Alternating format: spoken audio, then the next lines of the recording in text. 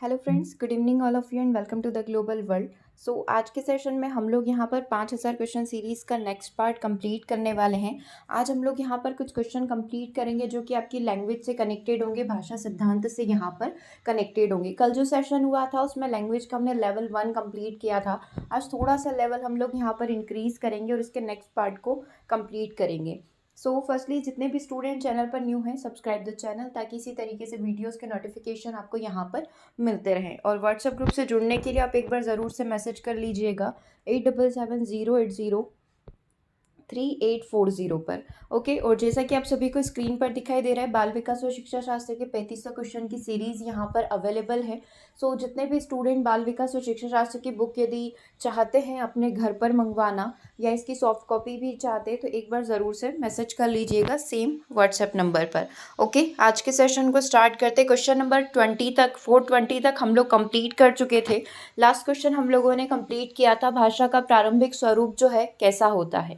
सांकेतिक होता है, लिखित होता है, व्याकरणिक होना चाहिए या फिर मौखिक होना चाहिए, जिसका आंसर हम लोगों ने देखा था भाषा का जो प्राथमिक रूप होता है वो हमेशा सांकेतिक यहाँ पर होना चाहिए। ठीक है, चलिए क्वेश्चन नंबर 421 को देखिएगा, आंसर करिएगा। क्या पूछ रहा है, गणित विज्ञान सामाजिक विज्ञान की कक्षाएं एक तरह से भाषा की ही कक्षाएं हैं। इस कथन के समर्थन में कौन सा तर्क आपको सबसे कमज़ोर लग रहा है। मतलब आप देखते हैं कि जब गणित पढ़ते हैं, विज्ञान पढ़ाया जाता है बच्चों को या सोशल साइंस यहाँ पर पढ़ाया जाता है, तो इसी तरीके से एक अलग से कक्षा किसकी होती है, लैंग्वेज की होती है। जैसे कि हमारी लैंग्वेज हिंदी है तो हम लोगों ने अलग से हिंदी पढ़ा है, हिंदी ग्रामर पढ़ी है ना। फिर ऐसे ही इंग्लिश अपने आप में एक लैंग्वेज है तो इंग्लिश पढ़ते हैं, उसका ग्रामर पूरा हम लोग पढ़ते हैं। तो इसको लेकर, इस पॉइंट को लेकर एक तर्क जो स्टेटमेंट को कमज़ोर कर रहा है वो कौन सा है। विभिन्न विषयों के शिक्षण में भाषा शिक्षण का एक मुख्य उद्देश्य होता है। मतलब किसी भी शिक्षण के साथ ही आपको भाषा शिक्षण का भी ज्ञान होना चाहिए, है ना। दूसरी बात, विभिन्न विषयों की अवधारणात्मक समझ की अभिव्यक्ति ही भाषा में विशेष में होती है ना। विभिन्न विषयों की अवधारणात्मक समझ मतलब किसी भी सब्जेक्ट को यदि आप बेसिक से पढ़ना चाहते हैं, है ना, तो इसकी समझ की जो अभिव्यक्ति है ये भी किस में होती है, भाषा विशेष में होती है।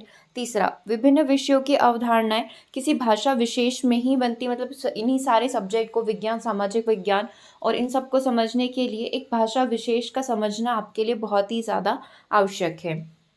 देखो अगला पॉइंट यहाँ पर क्या बोल रहा है, ऑप्शन नंबर डी क्या बोल रहा है, विभिन्न विषयों के अध्ययन अध्यापन में भाषा जो है एक साधन का कार्य कर सकती है, इसके लिए आपको भाषा शिक्षण करना चाहिए। अब आपको क्या बताना था, कमज़ोर करने वाला कथन यानी कि रॉन्ग स्टेटमेंट बताना था, है ना। रॉन्ग भी नहीं, या बोल सकते कि जो इतना इम्पॉर्टेंट नहीं लग रहा है ना। तो क्या आंसर यहाँ पर होना चाहिए, जल्दी से कमेंट करिए आंसर क्या होगा। देखो डी क्या बोल रहे हैं, भाषा साधन का कार्य करती है। जैसे मैं आपको मैथ्स पढ़ा रही हूँ तो मैथ्स में कौन सी लैंग्वेज में पढ़ा रही होंगी, या तो हिंदी में पढ़ा रही होंगी या फिर इंग्लिश में पढ़ा रही होंगी। मतलब जिस भाषा का प्रयोग करके मैं आपको सिखा रही हूँ, मैथ्स सिखा रही हूँ, गणित के सूत्र सवाल हम लोग सॉल्व कर रहे हैं, तो स्पेसिफिक किसी लैंग्वेज में सिखा रही होंगी, हिंदी इंग्लिश मान लो दोनों में ही सिखा रही हूँ। मतलब भाषा एक साधन का कार्य कर सकती है, सोर्स यहाँ पर हो सकता है। तो डी आंसर इस तर्क को मजबूत करता है, न कि कमज़ोर करता है। दैट्स वाई आपका डी आंसर नहीं हो सकता है।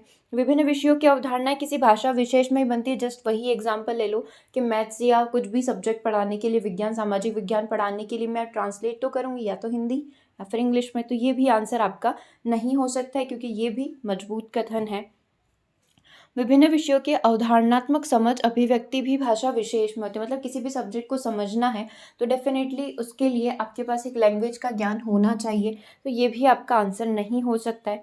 ऑप्शन नंबर 1 को देखो, अब यही आपका आंसर होगा। विभिन्न विषयों के शिक्षण में भाषा शिक्षण का एक मुख्य उद्देश्य होता है। मतलब किसी भी सब्जेक्ट को आपको पढ़ाना है तो उसके लिए कंपलसरी है कि आपको उस भाषा का शिक्षण करना, या फिर उसका जो पूरा हिस्ट्री वगैरह हो गया या फिर जो भी डीप नॉलेज है, ग्रामर वगैरह हो गया, वो समझना आवश्यक है। देखो किसी भी सब्जेक्ट को समझने के लिए हमें साधारणतः उस भाषा का बेसिक ज्ञान होना चाहिए जिसमें भी आप समझना चाह रहे हैं या जिसमें भी आप बच्चों को समझाना चाह रहे हैं। तो ये मेन पर्पस तो नहीं है कि किसी भी भाषा को सीखने या किसी भी सब्जेक्ट को समझने के लिए आप जिस भाषा में सीख रहे हैं उसका सारा नॉलेज आपको हो।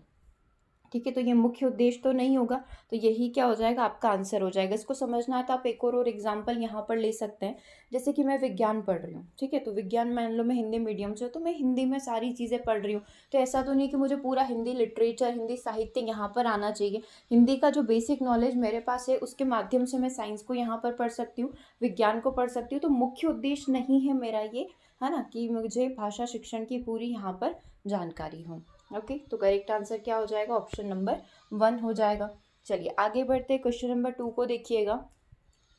कहानियाँ बच्चों में भाषा विकास में किस प्रकार से सहायक होती है। अच्छा, कहानियाँ बच्चों को कैसे हेल्प करती होगी, ये भाषिक नियम सिखाती है, बच्चों के खाली समय का सदुपयोग करने में मदद करती है, ये पाठ्यपुस्तक का सबसे महत्वपूर्ण हिस्सा होती है, ये बच्चों की कल्पना शक्ति, सृजनात्मकता और चिंतन को बढ़ावा देती है। क्या आंसर करेक्ट होगा, देखो वही लग रहा है, ऑप्शन नंबर डी, किससे बच्चों की क्रिएटिविटी, कल्पना शक्ति ये बाहर निकल कर आएगी। चलिए 23 को देखिए, आंसर करिए।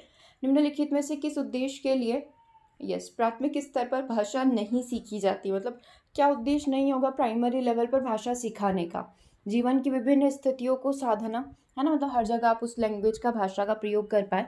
सेकंड, भाषा का व्याकरण सीखना, मन की बात कहना और सुनना, और अपनी अनेक ज़रूरतों को पूरा करना। हमने देखा है प्राइमरी लेवल पर क्या उद्देश्य नहीं होगा, क्या प्राइमरी लेवल पर बच्चों को ग्रामर सिखाई जाती है क्या, या ग्रामर का पूरा नॉलेज होना चाहिए, नहीं, ये तो कोई पर्पस नहीं हुआ। तो करेक्ट आंसर भी क्या हो जाएगा, ऑप्शन नंबर बी हो जाएगा। चलिए 24 को देखिए, आंसर करिए। भाषा की प्रकृति के संबंध में कौन सा कथन यहाँ पर उचित नहीं है, वही लैंग्वेज को लेकर कौन सा स्टेटमेंट आपको ठीक नहीं लग रहा है। भाषा कठोरता से व्याकरणिक नियमों का अनुसरण करती है, क्या पूछा गया है कि कठोरता से व्याकरण के नियमों का पालन करना सिखाती है। दूसरा, भाषा एक दूसरे के सानिध्य में फलती फूलती है, भाषा एक नियमबद्ध व्यवस्था है, भाषा का जितना अधिक प्रयोग किया जाए उतना ही भाषा पर पकड़ मजबूत होती जाती है। मतलब आपको प्रैक्टिस करनी पड़ेगी, जैसे इंग्लिश में करते हैं ना कि जितना ज़्यादा न्यूज़पेपर पढ़ेंगे, जितनी ज़्यादा प्रैक्टिस करेंगे, जितना ज़्यादा बोलेंगे उतना परफेक्शन आएगा, है ना। आपको क्या बताना है, नेगेटिव बताना है, तो ये तो पॉजिटिव है, ये आपका आंसर नहीं हो सकता है। कल ही हमने एक क्वेश्चन किया था कि लैंग्वेज क्या है, एक प्रकार से नियमबद्ध व्यवस्था है, चीज़ों को आपको नियमानुसार क्रमबद्ध तरीके से सीखना पड़ता है, कल ही डिस्कस किया था। तो ये पॉजिटिव स्टेटमेंट है, तो ये ऑप्शन नंबर सी भी आपका आंसर नहीं हो सकता। भाषा एक दूसरे के सानिध्य में फलती फूलती है, मतलब एक चीज़ दूसरी चीज़ को यहाँ पर डेफिनेटली सपोर्ट करती है, तो ये भी पॉजिटिव स्टेटमेंट है, ये आपका आंसर नहीं हो सकता है। ऑप्शन नंबर 1 ये क्या बोल रहा है, भाषा कठोरता से व्याकरणिक नियमों का अनुसरण करती है, मतलब इसमें स्ट्रिक्टली बोला जाता है कि आपको व्याकरण के नियमों का पालन करना ही है ना, तो ये यहाँ पर नेगेटिव हो जाएगा, बाकी सारे करेक्ट है। तो आपका करेक्ट आंसर यहाँ पर क्या हो जाएगा, ऑप्शन नंबर 1 हो जाएगा, क्योंकि आपको उचित नहीं मतलब कि नेगेटिव आंसर निकालना था।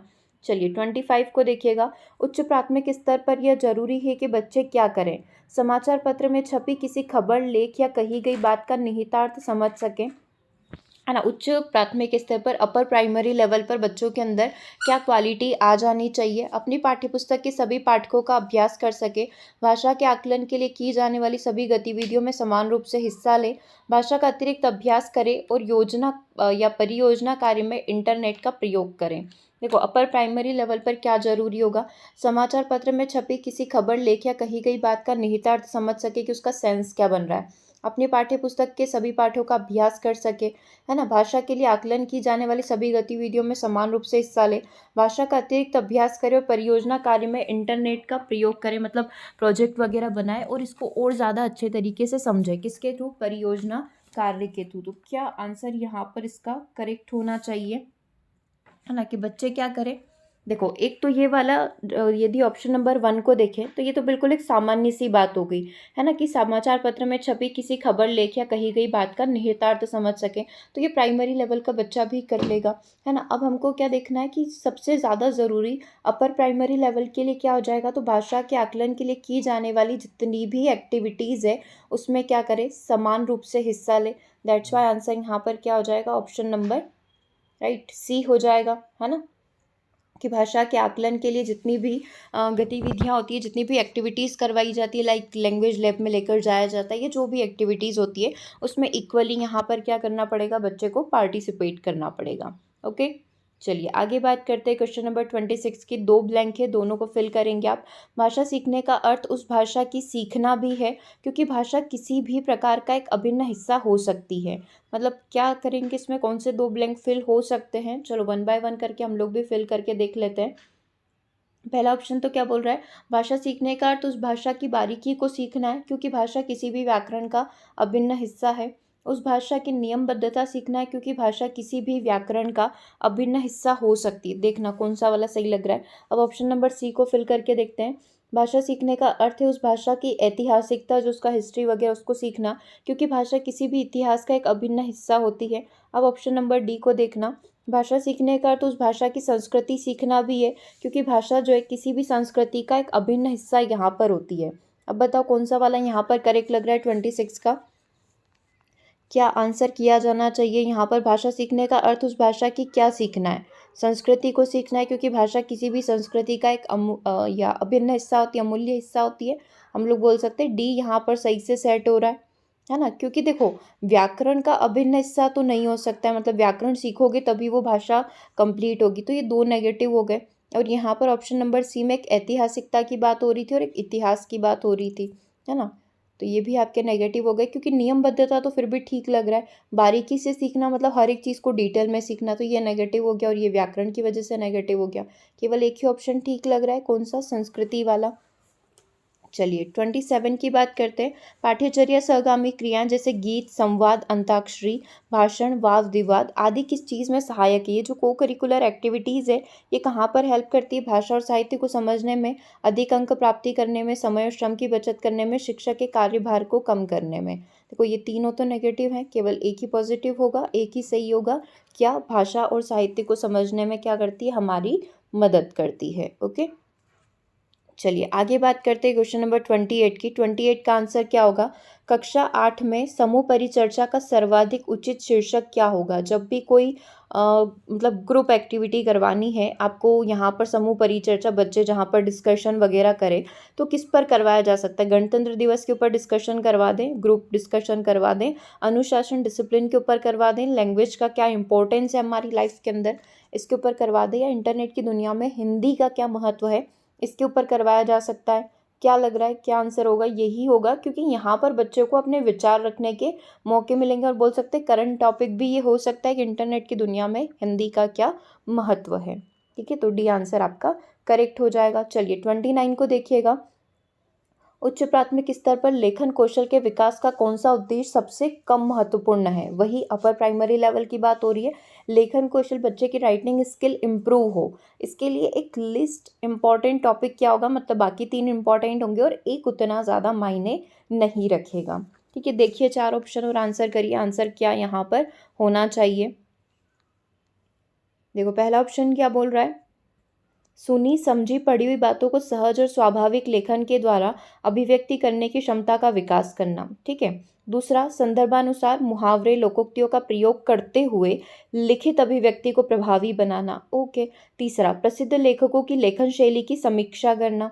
ऑप्शन नंबर डी सृजनात्मक लेखन के द्वारा निजी कौशल का विकास करना, मतलब खुद का अपना एक अपनी क्रिएटिविटी लेकर आइए, जैसा कि ऑप्शन नंबर डी के अंदर बोला हुआ है। तो सबसे कम महत्वपूर्ण चीज़ क्या है, वन बाय वन करके डिस्कस करते। ये चीज़ें तो महत्वपूर्ण है ना, कि बच्चा क्या कर पाए कि अपने लेखन के द्वारा अपने विचारों को अभिव्यक्त कर पाए। तो इस प्रकार की क्षमता का बच्चे के अंदर विकास होना चाहिए।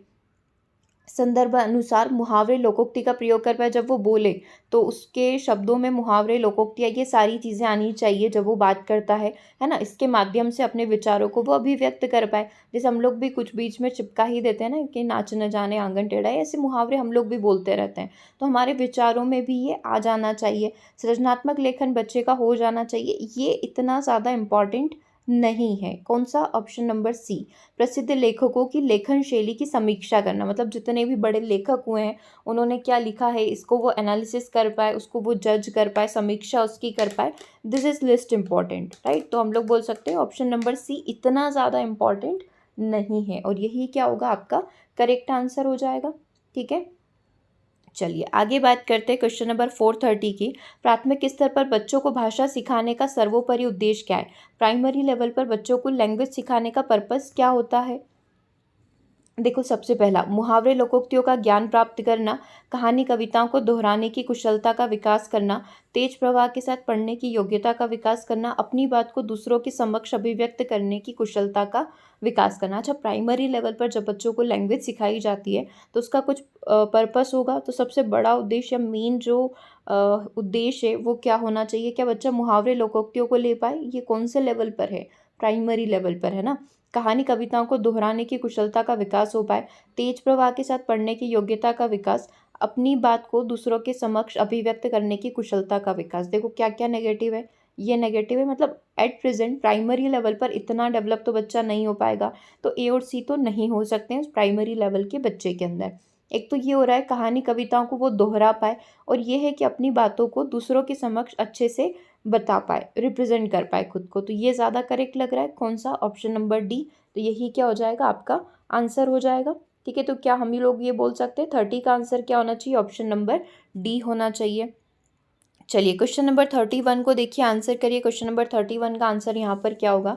कक्षा 1 के बच्चे अपने, दो ऑप्शन है ना, दो यहाँ पर आप ब्लैंक फिल करेंगे। से प्राप्त बोलचाल की भाषा के अनुभवों को घर लेकर ही विद्यालय जाते हैं। मतलब बच्चे जो है क्या सीख कर, कक्षा 1 का बच्चा जब स्कूल में प्रवेश करेगा तो उसके पास कौन कौन सा एक्सपीरियंस होगा, है ना। घर परिवार और पड़ोसी से प्राप्त बोलचाल की भाषा, घर परिवार और आसपास का जो परिवेश है उससे प्राप्त बोलचाल की भाषा, घर परिवार और दोस्तों से प्राप्त बोलचाल की भाषा, घर परिवार और टीवी से प्राप्त बोलचाल की भाषा, है ना। तो क्या चीज़ यहाँ पर हो सकती है जहाँ से बच्चा जो है चीज़ों को सीखेगा, क्योंकि देखो अब सोशलाइजेशन स्टार्ट होगा बच्चे का, सामाजिकरण स्टार्ट होगा। तो जो बच्चे के पास एक्सपीरियंस है 1 साल तक का, वो कहाँ से आएगा।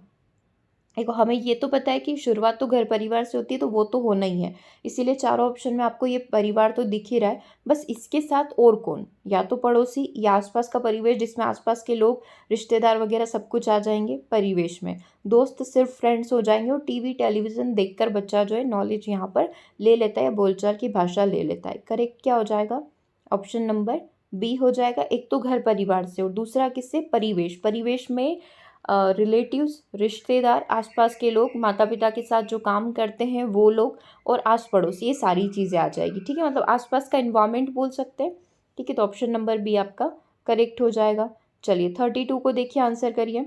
कक्षा 1 और 2 के शुरुआती समय में पढ़ने का प्रारंभ कैसे होता है। कक्षा 1 और कक्षा 2 में जब पढ़ने की शुरुआत होती है वो कैसे होती है ना। प्रारंभ अर्थ से होता है और किसी उद्देश्य के लिए होता है। प्रारंभ अक्षर ज्ञान से होता है और मनोरंजन के लिए होता है। शब्दों की पहचान से होता है, मूल्यांकन के लिए होता है। अक्षर ज्ञान से होता है और किसी उद्देश्य के लिए होता है। तो देखो कैसी शुरुआत होनी चाहिए। यस, इसका आंसर क्या होगा यहाँ पर फटाफट से कमेंट करके बताइए, फिर इसको डिस्कस कर लेते हैं। पढ़ने का जो उद्देश्य है वो क्या होना चाहिए और किसके लिए होना चाहिए, मनोरंजन के लिए, मूल्यांकन के लिए, स्पेसिफिक कोई पर्पस होना चाहिए। चलिए तो इसका आंसर यहाँ पर क्या होगा, ऑप्शन नंबर 1। अब ये कैसे हुआ, देखो कक्षा 1 और कक्षा 2 के शुरुआती समय में पढ़ने का जो प्रारंभ है, मतलब प्राइमरी लेवल का ही बच्चा है, शुरू स्कूल में प्रवेश किया है, तो अर्थ से यहाँ पर प्रारंभ होनी चाहिए। मतलब बच्चा जो है कोई भी चीज़ है उसका मीनिंग यहाँ पर समझ पाए, मतलब ये अंडरस्टैंडिंग वाली बात हो गई, है ना। कि बच्चों को पहले एटलीस्ट जो सांकेतिक ज्ञान हम लोग बोलते हैं वो वाली चीज़ आप इसको समझ सकते हैं, कि पहले बच्चा चीज़ों को एटलीस्ट समझ तो पाए। तो अर्थ से होती है और किसी उद्देश्य के लिए होती है ना। तो उद्देश्य तो है ही सी, मतलब बच्चों को पढ़ाया जा रहा है तो कोई उद्देश्य तो होना ही चाहिए, और शुरुआत कहाँ से होती है, अर्थ से होती है। चलिए क्वेश्चन नंबर 33 को देखिए, आंसर करिए। इनमें से कौन सा प्राथमिक स्तर पर हिंदी भाषा शिक्षण का उद्देश्य नहीं होगा, है ना। क्या बोला है, प्राइमरी लेवल पर हिंदी भाषा शिक्षण का क्या उद्देश्य नहीं है। संदर्भ के अनुसार अनुमान लगाकर पढ़ने का प्रयास करना, चित्रकारी को स्वयं की अभिव्यक्ति का माध्यम बनाना, बच्चों की घर की भाषा और स्कूल की भाषा के संबंध में बनाते हुए उसे विस्तार देना, सुनी गई बातों को ज्यों का त्यों दोहरा देना। देखो 3 पॉइंट तो पॉजिटिव है, एक ही नेगेटिव लग रहा है, और वही क्या हो जाएगा, आपका आंसर हो जाएगा। क्या उद्देश्य नहीं होगा, तो बच्चा क्या करे, एक वो रटन तोता टाइप बन जाए, रट्टू तोता टाइप के, जो बोला गया उसको एज इट इज़ बच्चा रिपीट दोहरा रहा है। तो ये चीज़ हमारा उद्देश्य नहीं होता है। तो आंसर भी क्या हो जाएगा, ऑप्शन नंबर डी हो जाएगा। चलिए क्वेश्चन नंबर 34 को देखिए, आंसर करिए। 34 का आंसर क्या होगा, प्रत्येक भाषा की पृष्ठभूमि में अवस्थित भाषिक व्यवस्था ही और कार्यक्रमों को गढ़ती है तथा व्यक्ति के मानसिक क्रियाकलाप के लिए निर्देशन का कार्य भी करती है। क्या पूछा गया, देखो ये ऑप्शन से आपको समझ में आ जाएगा, फिल करके देख लो अगर लैंग्वेज समझ में नहीं आ रही है। प्रत्येक भाषा की जो पृष्ठभूमि है, अवस्थित जो भाषिक व्यवस्था, जैसे अपनी हिंदी लैंग्वेज ले लो, हिंदी लैंग्वेज जो है ये क्या करती है ना, भाषिक व्यवस्था ही मर्यादाओं और कार्यक्रमों को गढ़ती है, मतलब इसी से इनका निर्माण हुआ है। गढ़ना मतलब कि वही आगे निर्माण होना, तथा व्यक्ति के मानसिक क्रियाकलाप के लिए निर्देशन का कार्य करता है। जो धारणा है, भाषिक व्यवस्था मर्यादा हो सकती है, सामाजिक हो सकती है ना, या चुनौतियाँ हो सकती है। तो भाषा हमारे लिए क्या करके गई है, जिससे हम लोग क्या कर सकते हैं, अपने को निर्देशन यहाँ पर मिलता है, गाइडेंस यहाँ पर मिलता है। तो अभी आप इसको ऐसे समझो कि जैसे कोई हिंदी लैंग्वेज हमने सीखी, तो हिंदी लैंग्वेज हमने अपने बड़ों से सीखी है, या फिर हमारे समाज में जो लैंग्वेज बोली जाती है वो हिंदी है, जिससे हमने उसको सीख लिया है। इसकी कई सारी कथाएं, कहानियाँ वगैरह हो गई, जो भी चीज़ें हमने सुनी वो किस में सुनी, हिंदी भाषा के अंदर सुनी। तो ये चीज़ें क्या है, ये अगर आप इसको फिल करके देखें तो प्रत्येक भाषा की पृष्ठभूमि में अवस्थित भाषिक व्यवस्था ही धारणाओं और क्या करती है, कार्यक्रमों को गढ़ती है, व्यक्ति के मानसिक क्रियाकलाप के लिए निर्देशन का कार्य करती है। तो आंसर क्या हो जाएगा, ऑप्शन नंबर डी। देखो अब मर्यादा, हम लोग किसी की लिमिट तो यहाँ पर बता नहीं रहे, तो मर्यादा नहीं हो सकता है। सामाजिक और कार्यक्रम क्या होता है, सामाजिक कोई चीज़ होगी ना, कि सामाजिक व्यवहार या ऐसे कोई, तो सामाजिक अकेला तो नहीं होगा, तो ये भी आंसर नहीं होगा। क्या ये हमारे लिए चुनौती है, नहीं चुनौती नहीं है, ये धारणा है, जो बिलीफ है, पुराने समय में जो चीज़ें चली आ रही थी उसी को हमने क्या करा है, बस आगे बढ़ा दिया है। ठीक है, तो आंसर क्या हो जाएगा, ऑप्शन नंबर डी हो जाएगा। चलिए क्वेश्चन नंबर 35 को देखिएगा। वाइगोत्स्की ने भाषा विकास के संदर्भ में किस बिंदु पर सबसे अधिक बल दिया है, सामाजिक अंतःक्रिया, अनुकरण के ऊपर, मस्तिष्क के ऊपर, या पाठ्यपुस्तक के ऊपर। तो सबसे ज़्यादा फोकस किस चीज़ के ऊपर किया है, सोशल इंटरेक्शन के ऊपर, है ना, तभी तो इनको सामाजिक विकास का सिद्धांत भी मानते हैं। ऑप्शन नंबर 1 यहाँ पर करेक्ट हो जाएगा, सामाजिक अंतःक्रिया के ऊपर। 36 को देखिए, हिंदी भाषा की कक्षा में क्या होना चाहिए, क्या नहीं होना चाहिए, ये ऑप्शन से पता चलेगा। हिंदी भाषा की कक्षा में सभी बच्चे समान रूप से हिंदी सीखते हैं। हिंदी भाषा की कक्षा में सभी बच्चे समान रूप से हिंदी बोलते हैं। हिंदी भाषा की कक्षा में सभी बच्चे एक ही भाषा के होते हैं। हिंदी भाषा की कक्षा में एक ही भाषा के सभी बच्चे नहीं हो सकते हैं, मतलब वो एक ही भाषा बोलने वाले। क्या आंसर यहाँ पर इसका करेक्ट होगा, क्या आंसर होना चाहिए, यस, इसको आप सोचिए थोड़ा, क्या आंसर हो सकता है इसका। हिंदी भाषा की कक्षा में क्या होना चाहिए, देखो सभी बच्चे समान रूप से हिंदी सीखेंगे, है ना। ऑप्शन नंबर बी के पास चलते हैं। सबसे पहले सभी बच्चे समान रूप से हिंदी बोलते हैं, क्यों, दूसरी भाषा बोलने वाले बच्चे भी तो रहेंगे, तो ऐसा तो है नहीं कि सभी बच्चे जो है इक्वली यहाँ पर हिंदी बोल सकते हो। किसी को कोई दूसरी लैंग्वेज आती है, मान लो वो हिंदी में कम्युनिकेट नहीं कर सकता, बी नेगेटिव हो गया। सभी बच्चे एक ही भाषा के होते हैं, नहीं, वो तो अलग भाषा बोलने वाले, तो बी और सी नेगेटिव हो गए, तो ये आपके आंसर नहीं हो सकते हैं। अब ए वाला देखो कि सभी बच्चे समान रूप से हिंदी सीखते हैं, देखो कोई तो बहुत जल्दी सीख जाएगा, किसी को सीखने में समय लगेगा, तो ये वाली चीज़ यहाँ पर हो सकती है, तो एक पॉसिबल केस तो ये हो सकता है ना। अब डी वाला देखो, सभी बच्चे एक ही भाषा के नहीं होते हैं, डिफरेंट डिफरेंट लैंग्वेज बोलने वाले होते हैं, तो हमको ये ज़्यादा सही लग रहा है, क्योंकि ये बिल्कुल एक्यूरेट है। सभी बच्चे एक ही भाषा के नहीं होते, कोई हिंदी बोल रहा है, कोई इंग्लिश में ही बात करता है, उसके घर में सभी यही बोलते हैं, कोई मारवाड़ी में बोल रहा है, सबकी अपनी अपनी लैंग्वेज होती है, तो हम लोग ये बोल सकते हैं डी सबसे बेस्ट लग रहा है। तो हम लोग आंसर क्या करके आएंगे, ऑप्शन नंबर डी करके आएंगे, सभी बच्चे एक ही भाषा के नहीं होते हैं। चलिए 37 को देखिए, आंसर करिए। सामाजिक व्यवहार के सांस्कृतिक पैटर्न अवचेतन स्तर पर ग्रहण किए जाते हैं, आर्थिक स्तर पर, भाषिक स्तर पर, राजनीतिक स्तर पर, या व्यवहारिक स्तर पर। देखो सामाजिक व्यवहार के सांस्कृतिक पैटर्न जो होते हैं किस पर ग्रहण किए जाते हैं, मतलब अवचेतन स्तर पर ग्रहण किए जाते हैं, तो ये कौन सा लेवल है, व्यवहार पर आधारित है, राजनीतिकता पर आधारित है, भाषिक चिंतन पर आधारित है, या फिर आर्थिक स्तर पर ये आधारित होगा। देखो सांस्कृतिक पैटर्न की बात हो रही है कि पूरा का पूरा किस पर डिपेंड करेगा, हमारे व्यवहार पर, हमारे बिहेवियर पर डिपेंड करेगा, तो आंसर भी क्या हो जाएगा, ऑप्शन नंबर डी हो जाएगा।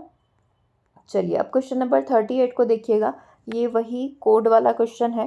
देखो पूछा क्या गया है इसके अंदर, भारत में आज जाति भेद के लिए कौन उत्तरदायी है ना। यहाँ पर क्या बोला गया है, जो जाति को लेकर, कास्ट को लेकर जो भेदभाव किया जाता है इंडिया में, जो अलग अलग कैटेगरी यहाँ पर बना दी गई है, इसके पीछे रिस्पॉन्सिबल फैक्टर क्या हो सकते हैं। सबसे पहले पुअर्टी, गरीबी दिया हुआ है। दूसरे पर इंग्लिश एजुकेशन, अंग्रेजी शिक्षा को दिया हुआ है। पुत्र द्वारा पैतृक व्यवसाय अपनाया जाना, फैमिली का ऑक्यूपेशन जो है, जैसे पिता जो करते थे वो अब बच्चा कर रहा है, ऐसे ही पीढ़ी दर पीढ़ी चलता जा रहा है। और रिलीजन, धर्म यहाँ पर हो सकता है। तो जाति धर्म के लिए रिस्पॉन्सिबल फैक्टर आपको डिसाइड भी क्या करना है, एनी 3, कोई भी 3, मतलब 4 में से एक जो होगा वो नहीं होगा।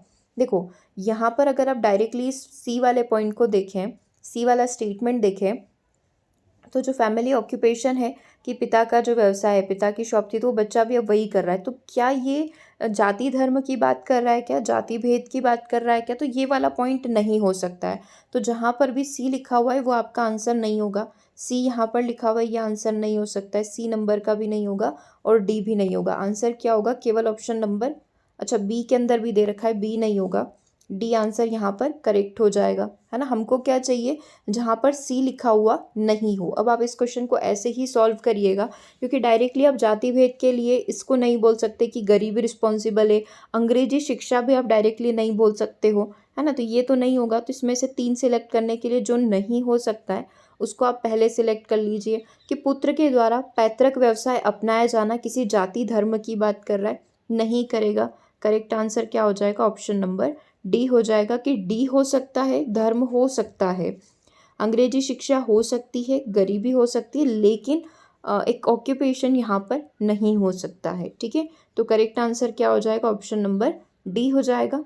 ठीक है, चलिए नेक्स्ट क्वेश्चन पर चलते हैं। 39 को देखिएगा।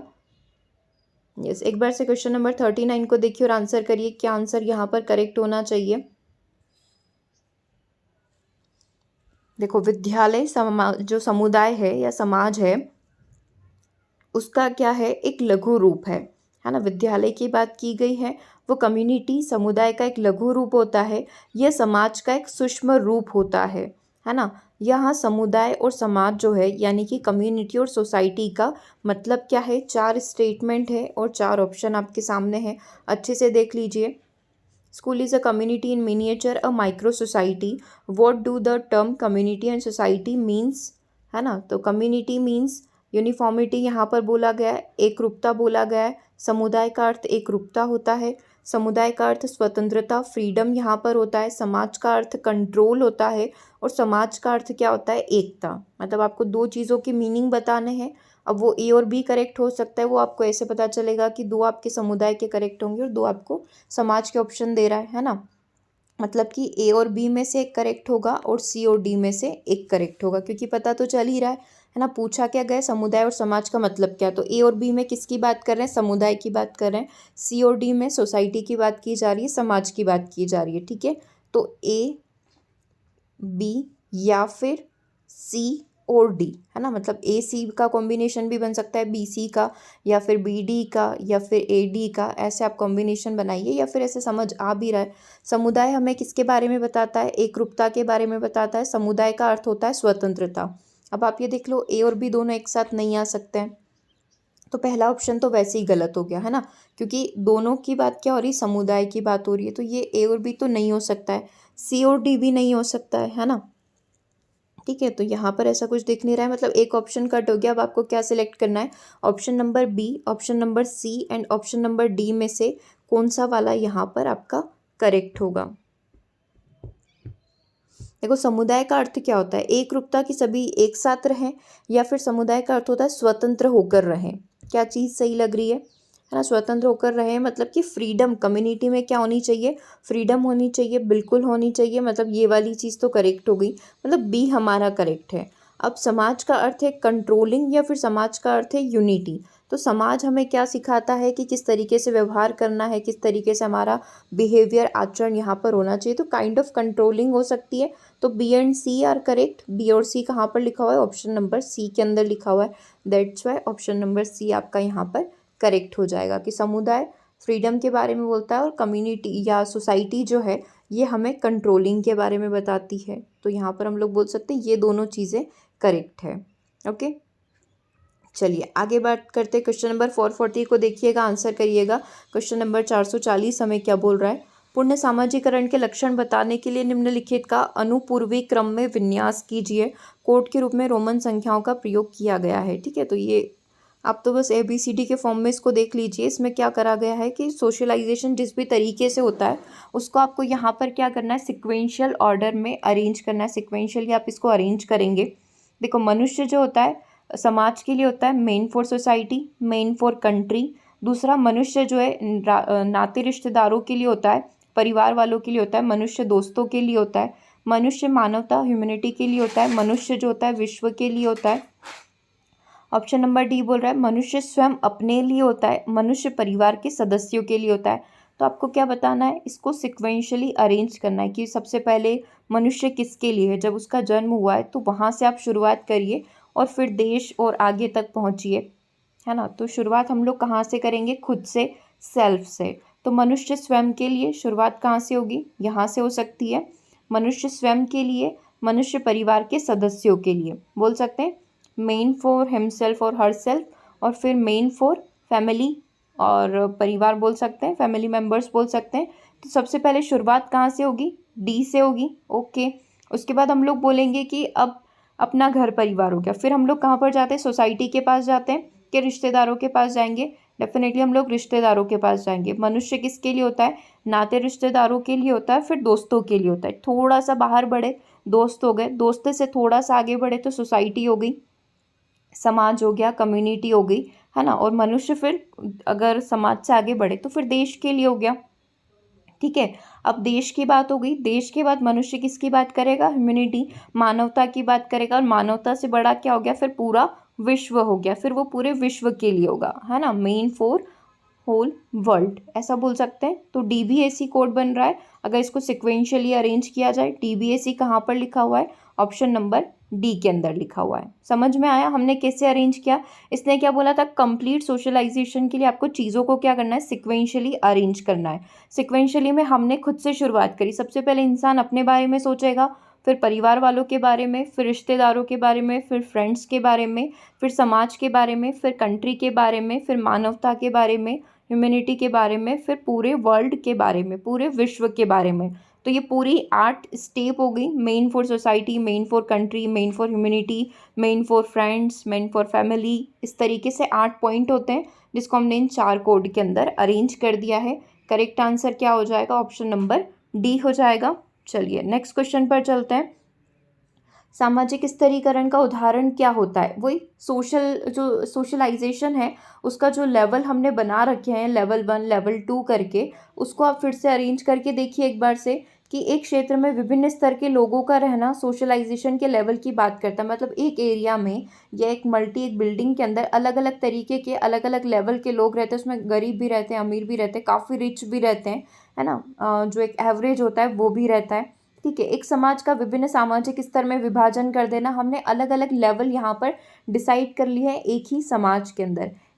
यस, ऑप्शन नंबर सी क्या बोल रहा है, थर्ड स्टेटमेंट क्या बोल रहा है, एक अलग कॉलोनी जिसमें एक वर्ग के सरकारी जो कर्मचारी हैं, जो गवर्नमेंट एम्प्लॉयज़ है, वो लोग रहते हैं, ऊंची और नीची जाति वाला समाज। देखो, सोशलाइजेशन जो किया जाता है वो इसी बेसिस पर किया जाता है, लेकिन इसमें ये वाला टर्म तो नहीं है कि एक कॉलोनी स्पेसिफिक, जो हम लोग बोलते हैं ना कि यहाँ पर क्वार्टर्स बने हुए, गवर्नमेंट क्वार्टर्स बने हुए हैं रेलवे एम्प्लॉयज़ के लिए, या फिर पुलिस क्वार्टर्स बने हुए, तो पुलिस कर्मचारी यहाँ पर रहते हैं, रेलवे के जितने भी कर्मचारी है वो इस बिल्डिंग के अंदर रहते हैं। तो क्या ये सोशलाइजेशन का लेवल है, नहीं, इस तरीके से तो कैटेगराइज नहीं किया जाता है। मतलब ये वाला तो नहीं हो सकता है, सी वाला नहीं होगा, है ना। उपरोक्त सभी कथन सही है, 1 2 और 4 सही है। हाँ, ये लिखा हुआ है 1 2 और 4, बी वाला हो सकता है, बाकी को भी देख लो, 1 2 और 3 सही है, 2 3 और 4 सही। हमको पता है 3 तो नहीं होगा, बाकी हो या ना हो 3 तो नहीं है। अब या तो ये वाला करेक्ट हो सकता है या फिर ये वाला करेक्ट हो सकता है। ए और बी में से एक करेक्ट होगा। अच्छा, ए भी नहीं होगा ना, क्योंकि हमने देख लिया कि सी वाला तो नहीं होगा, क्योंकि जो हम लोग सोशलाइजेशन के लेवल बनाते हैं उसमें किसी को भी ऐसे हम लोग कैटेगराइज नहीं करते कि सरकारी कर्मचारी अलग रहेंगे, प्राइवेट कंपनी के जो कर्मचारी हैं वो अलग रहेंगे। ये सोशलाइजेशन का कोई लेवल नहीं है ना। तो ये सी वाला जो है नहीं हो सकता है। दैट्स वाई एक ही आंसर बचा है, ऑप्शन नंबर बी, पहला, दूसरा और चौथा यहाँ पर करेक्ट है। ठीक है, चलिए 42 नंबर का क्वेश्चन देखिएगा, आंसर करिएगा। परिवार को एक छोटी इकाई मानते हुए निम्न में से कौन सा सामाजिक समूह उठता सोपानिक अनुक्रम है, मतलब वो कौन सा अपवार्ड जाएगा। उठता मतलब अपवार्ड हमको जाना पड़ेगा नीचे से ऊपर की तरफ। जैसे हमने शुरुआत करी थी ना सोशलाइजेशन के जो 8 लेवल पढ़े थे, main for her self, main for family members, main for relatives, main for society. इस तरीके से आप फिर से यहाँ पर अपवर्ड लेवल अरेंज करेंगे। शुरुआत कहाँ से होगी, परिवार से होगी, ये तो आप जानते हैं, या तो खुद से या फिर परिवार से। सेल्फ इसमें लिखा नहीं है, कहीं से कहीं तक नहीं दिख रहा है, मतलब शुरुआत तो होनी है परिवार से। तो ये राष्ट्र वाली चीज़ नेगेटिव हो जाएगी क्योंकि हमें अपवर्ड डायरेक्शन में जाना है। ठीक है, तो परिवार से तो शुरुआत होगी। परिवार के बाद वर्ग आएगा, जनजाति आएगी या प्रजाति आएगी। परिवार होता है, फिर एक पूरा एक समूह होता है, जैसे कि आपका जो जाति है उसका अपना क्या हो गया, एक समूह हो गया, है ना। तो सबसे पहले परिवार, फिर आपके परिवार लाइक आपका जो सरनेम है उस सरनेम के आपके समुदाय के सारे लोग। तो परिवार मिलकर क्या बनाएंगे, एक वर्ग को बनाएंगे। ठीक है, एक वर्ग मिलकर अपने आप में एक जनजाति बन सकती है, एक समुदाय बोल सकते हैं हम लोग इसको, एक जनजाति बनेगी। जनजाति से क्या हुआ, फिर मनुष्य प्रजाति बनी, पूरी एक प्रजाति हम लोग मनुष्य प्रजाति बोल सकते हैं। ये मनुष्य प्रजाति है, ये वाली प्रजाति ये है। ठीक है, और उससे क्या हो गया, अपना एक पूरा राष्ट्र बन गया, अपना पूरा एक कंट्री बन गया। तो शुरुआत कहाँ से होती है, फैमिली से होगा, फिर अपना एक कैटेगरी में देखें तो एक वर्ग हो जाएगा, फिर जनजाति हो जाएगी, फिर प्रजाति हो जाएगी और फिर राष्ट्र हो जाएगा। तो करेक्ट आंसर क्या हो जाएगा, ऑप्शन नंबर बी हो जाएगा। ठीक है, तो चलिए आज हमने यहाँ पर 442 क्वेश्चंस कंप्लीट कर लिए। एक बार से कमेंट करके अपना अपना स्कोर ज़रूर से शेयर कर लीजिएगा, आज का क्या यहाँ पर स्कोर रहा है। ठीक है, मिलेंगे हम लोग नेक्स्ट सेशन में। बाकी व्हाट्सएप ग्रुप से जुड़ जाइएगा ताकि इसका PDF आपको प्राप्त हो जाए और आप इसका प्रैक्टिस कर पाएँ। ओके, और बाकी आपका CDP का कंप्लीट बैच यहाँ पर रनिंग है। और सबसे पहले ऐसा लग रहा है कि सबसे पहले वर्ग 1 का यहाँ पर एग्ज़ाम होगा। तो जितने भी स्टूडेंट तैयारी कर रहे हैं अपने प्रिपरेशन अच्छे और सीरियस तरीके से करना स्टार्ट कर दीजिए, क्योंकि जल्द ही आपको वर्ग 1 में काफ़ी सारी भर्तियां जो है, काफ़ी सारे पद जो हैं खाली पड़े हुए हैं। तो सबसे पहले ये वर्ग 1 के पद भरने वाले, क्योंकि भर्ती भी आपकी 2018 में हुई थी, तो उस बात को टाइम भी हो गया है। तो वर्ग 1 की तैयारी करना आप स्टार्ट कर दीजिए। ठीक है, उसके लिए आपकी क्लासेस CDP की क्लासेस यहाँ पर रनिंग है, ऐप को आप विजिट कर लीजिएगा।